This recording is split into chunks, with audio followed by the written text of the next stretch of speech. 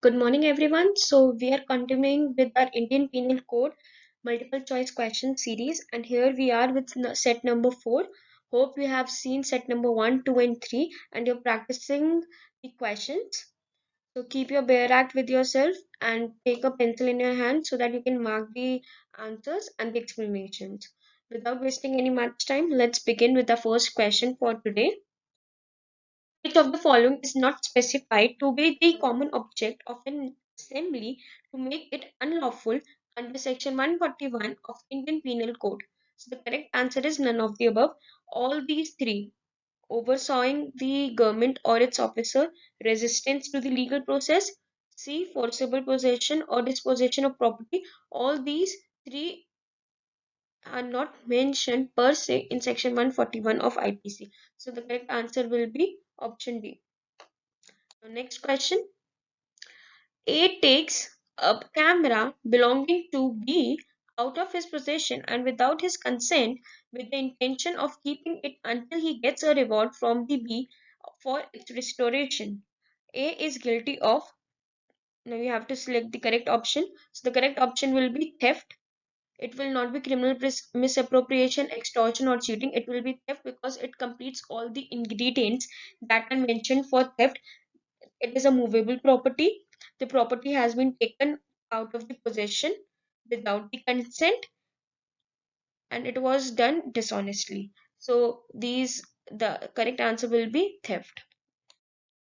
Next question. The right granted under Section 100 of IPC to the extent of causing death can be exercised against an assault which reasonably causes an apprehension that death will occur be consequences of the assault.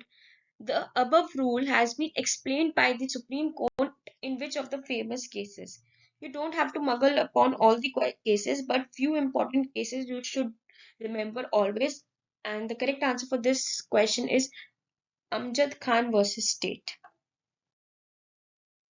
Section 34 of the Indian Penal Code 1860, option A, creates substantive offence.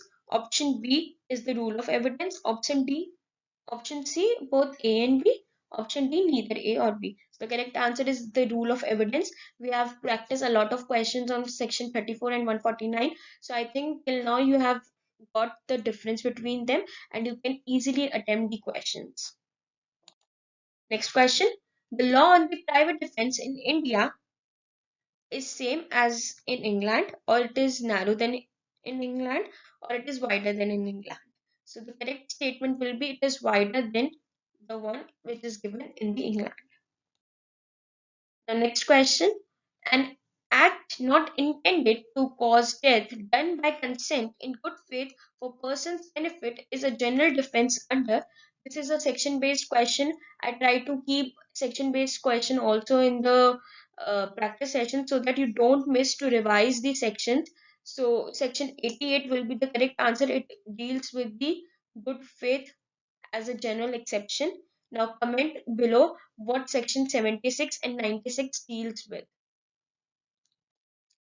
Next question, under exception 4 of section 300 of IPC, section 300 of IPC gives the definition for murder. Now the options are: A, the offender should commit the first assault; B, the first assault should be from the deceased; C, the first assault may be by a third person; D, the first assault may be either by the offender or by the deceased. So the correct answer is the first assault may be either by the offender or by the deceased.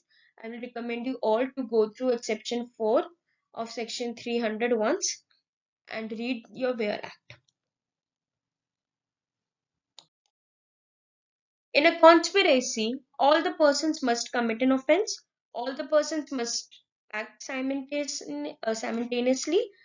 Knowledge of all conspirators is enough, or an agreement or consort is necessary. So the correct answer will be an agreement or consort is necessary. It is given in section 120A, the definition of the conspiracy. Go through it, and section 120B provides for the punishment of the offense of conspiracy. It is also known as inchoate crime. Comment below what all other offenses falls under the category of inchoate crime.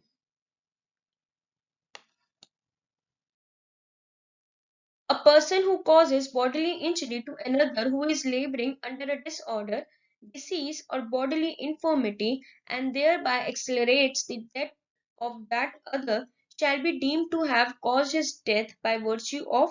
The correct answer is explanation 1 to 1 of section 299. I will suggest you to write down the explanations, exceptions of section 299 and 300 again and again so that you can remember it, like what explanation 1 of 299 says, what explanation 1 of 300 says, and you don't get confused. So it is very important that you write these, make short notes. Next question, de minimis non quaerate lex means. So the correct answer is trifling acts do not constitute an offense. It is given in section 96. You can refer the section. So these were all the questions for today. Hope you have learned something new and get the strategy how to prepare and how to attempt the multiple choice questions whenever you are appearing for the competitive exam.